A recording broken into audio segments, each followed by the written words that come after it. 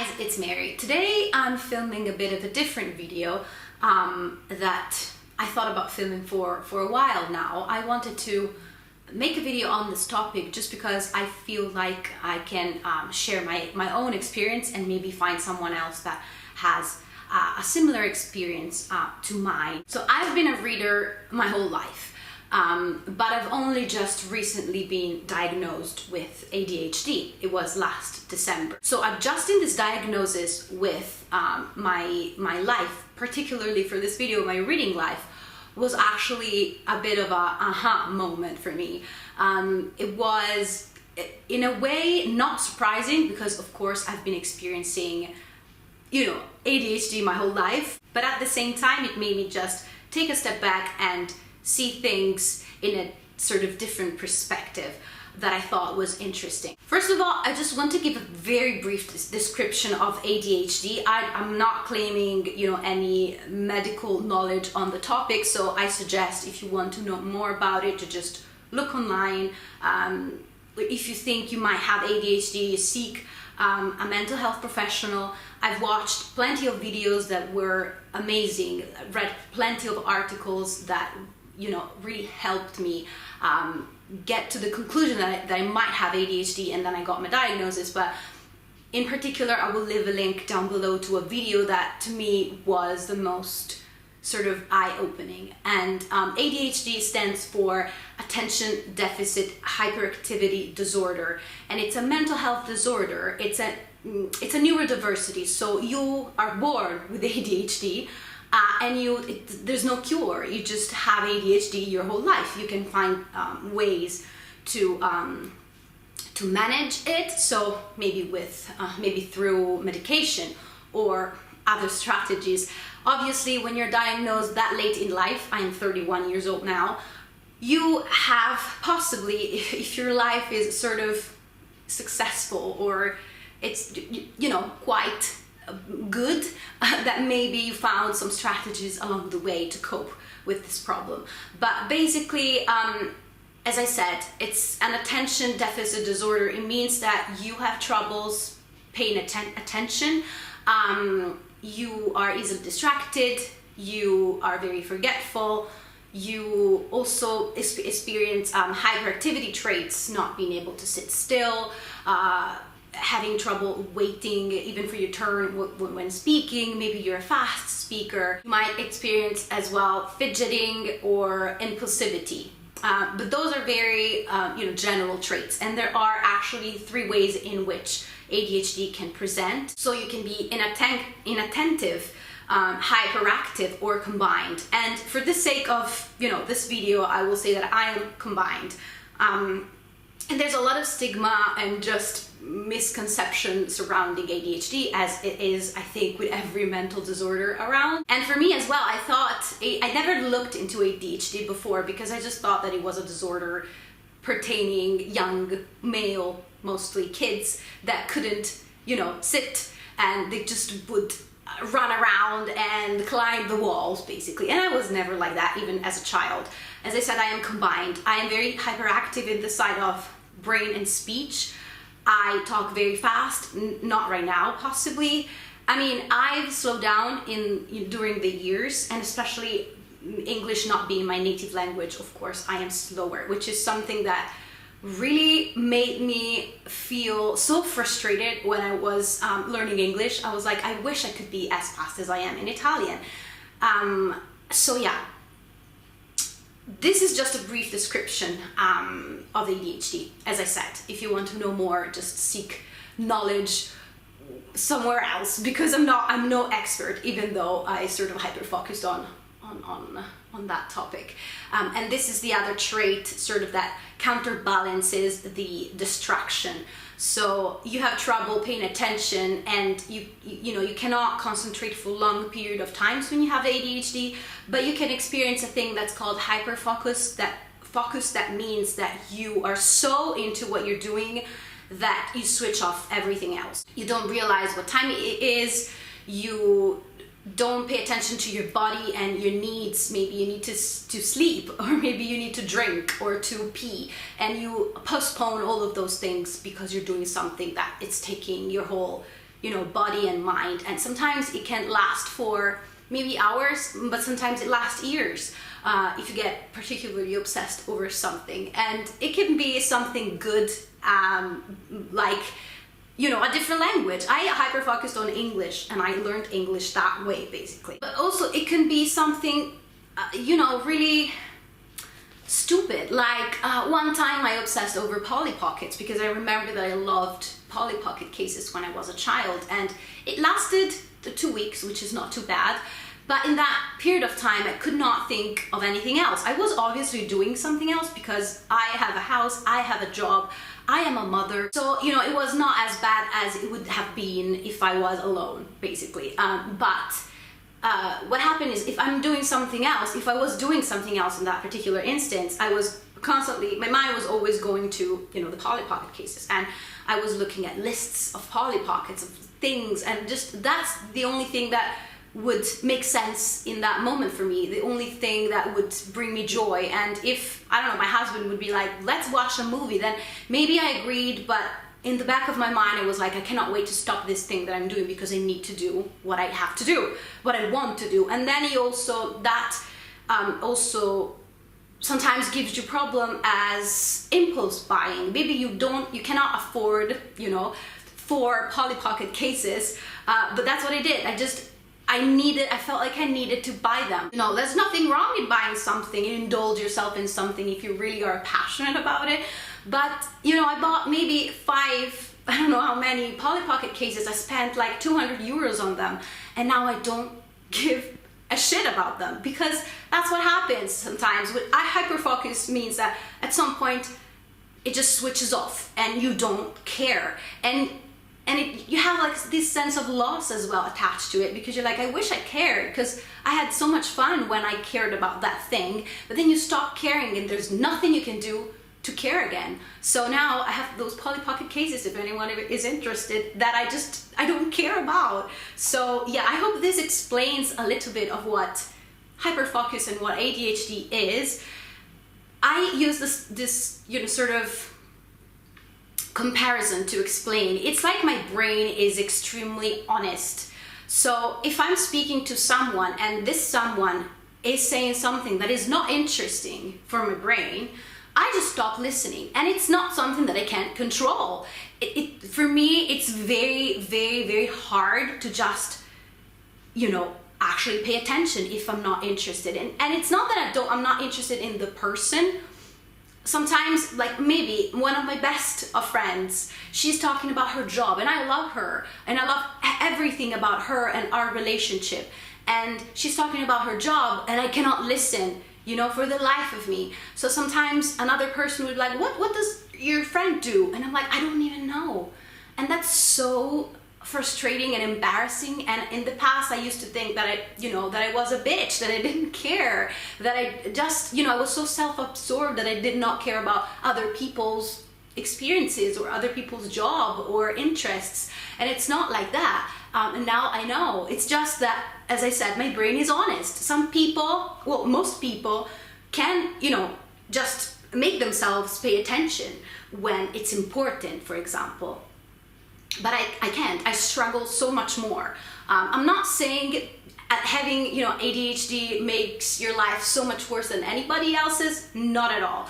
Because, we all have our spectrum of maybe mental health issues. That could be, I don't know, inherited, you're just born with them, or stemmed by trauma or whatever. So, I'm just saying that things that should not be complicated for people are way more complicated for me for no reason. So that's a bit frustrating. Another thing that I want to say about ADHD before I move on to the main thing is that people usually are very so ADHD traits are very relatable.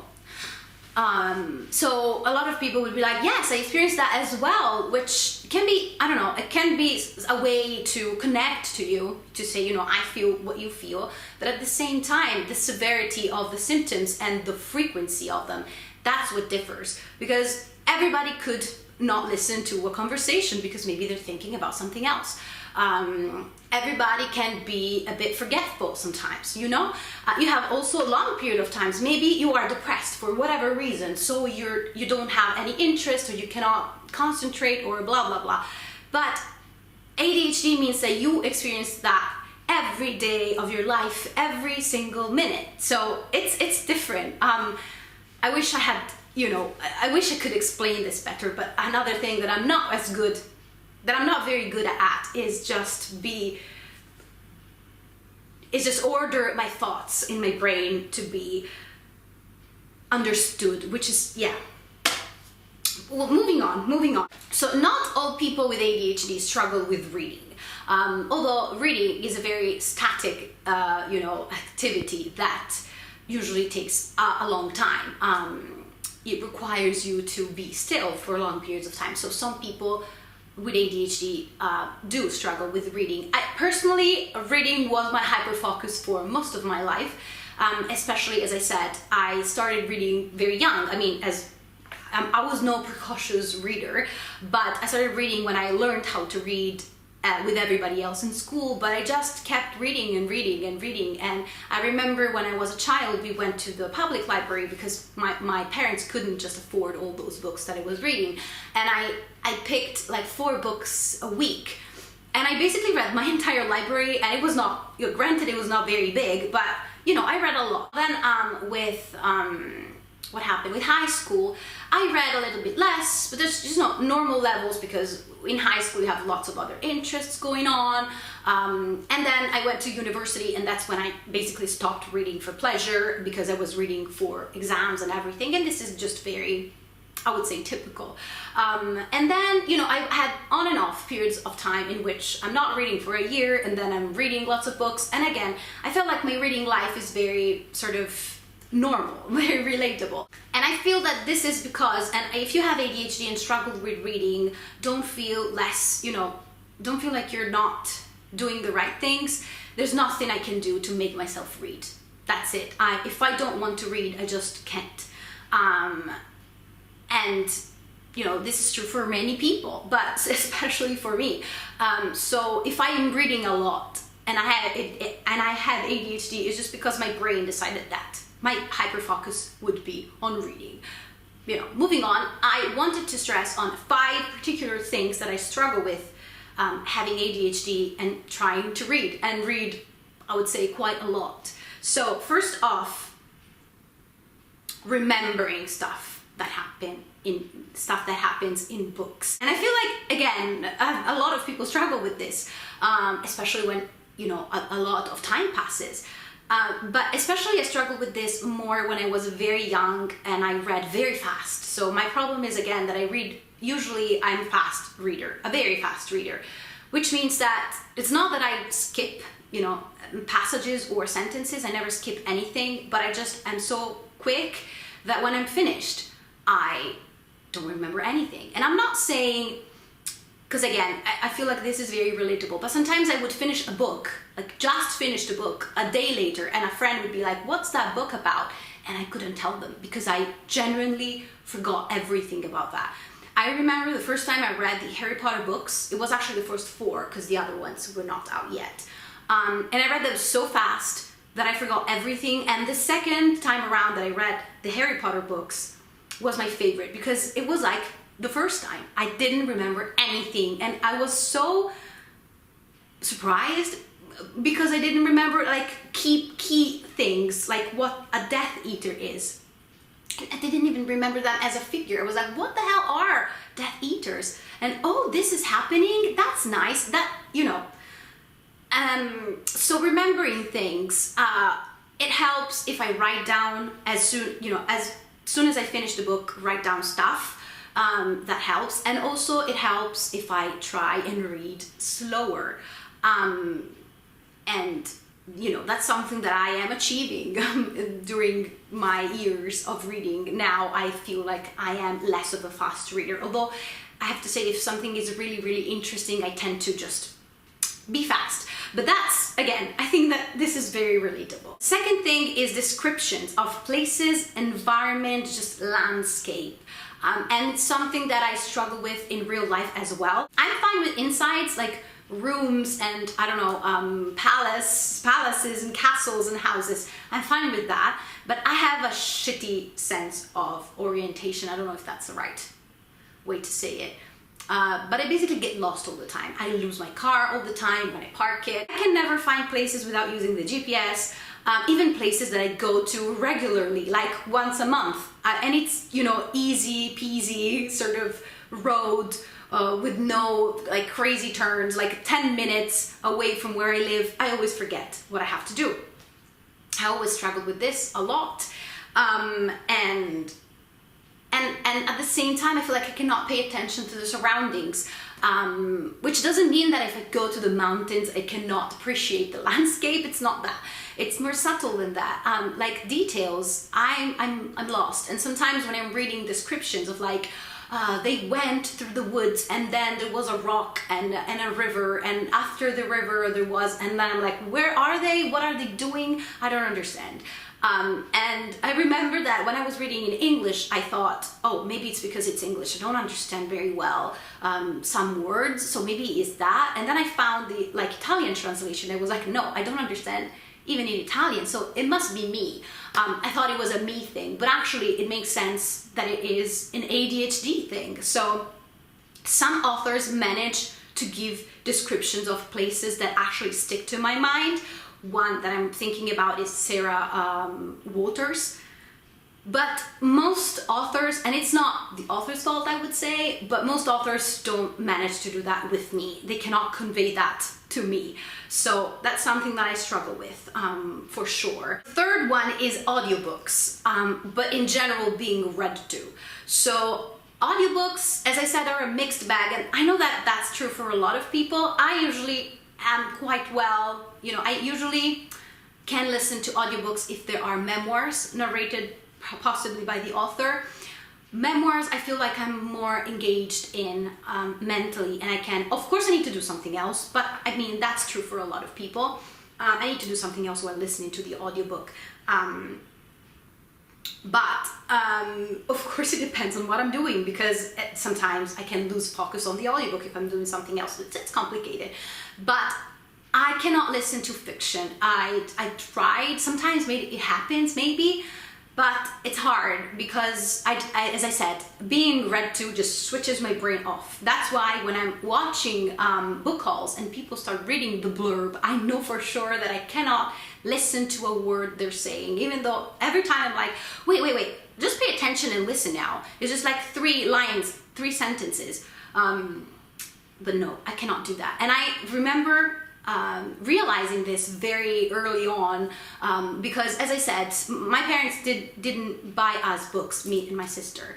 We are both, you know, readers. But we would go once a year we would go book shopping in a place that was like an hour away from where we lived. And we would buy books in that occasion, so lots of books. So in my case, we would buy like 10, 11 books each, and then, you know, bring them back. We brought them back in the car, and usually that was our sort of routine. We would read to each other, you know, the blurbs of the books and just read the first sentence and a couple of things more. And I remember when it was my sister's turn, we would do like a book each. I could never listen to the blurb, and that was a pity, because, you know, that was something exciting. I liked to do that, but possibly my brain didn't care about the books that she chose. I don't know. But anyway, yeah, being read to, so audiobooks as well. The fourth thing would be the interests on books shifting on and off, as you know, as you do with Hyperfocus, which again, I feel like it's relatable, especially in the reading world, in the booktube world. Sometimes you want to read books and other times you don't, even though it's not really like that. Sometimes I do want to read books, but I'm hyper-focusing on something else. Like 2 weeks ago, I started watching TV shows out of the blue. I never watched TV shows. I hyper-focus on that. I watched like 3 series in 4 days. I don't know how many seasons there were. I don't want to know. But anyway, 3 seasons, like 4 or 5 days, well, not 3 days. 3 series, and I couldn't read in that occasion. But it's not, and some people would be like, just do whatever you want. If you feel like watching TV now, just watch TV. And if you want to read, then read. But I don't want to do that, because every time I don't know if I'm explaining this correctly, I hope I am, but I want to read and I want to watch TV. I wish to do both things, like watch 2 episodes of that and then read a chapter. But I don't do that. Either I'm reading all the time or I'm watching something all the time. I wish I could find a balance, because that's been like that for my entire life. It's not like just a period that it happens. Sometimes you don't want to read. Sometimes you want to watch TV. I want to do both. I like both things. But my brain, I cannot force myself to do both things. I hope that makes sense. So yeah, switching, interest, switching on and off. That also affects my channel, of course. So yeah, the 4th thing. The 5th and final thing, sorry, I wrote things down because what I struggle with is talking about books that I read in a organized manner. So I don't know, welcome to my channel and my therapeutic review sessions. Possibly this is one of the reasons why I wanted to make a YouTube channel, because it's challenging to me. It's very challenging and frustrating most of the times, because I struggle to put my thoughts together in a concise and neat way, because my thoughts are usually very jumbled and very disorganized. Disorganized, unorganized, maybe unorganized. So to me, trying to give these thoughts a structure helps me talk about the book, helps me remembering the book as well, because I don't want to forget every book that I read, as I did back in the days. But knowing that I have ADHD helped me be a little bit kinder to myself, which means I wish I could film a video without editing, because it just flows so smoothly and it's just so pleasant to watch for me. And I'm amazed at how people can convey their thoughts in such a precise way without losing the focus, or just sometimes it happens that I'm like talking about a book in a very great way, and then some part of my brain is like, look, you're doing great, and everything stops. I just lose it. I forget what I was saying, even though I was so on track. Like it makes me so mad. But yeah, I just have to accept the fact that I need to edit.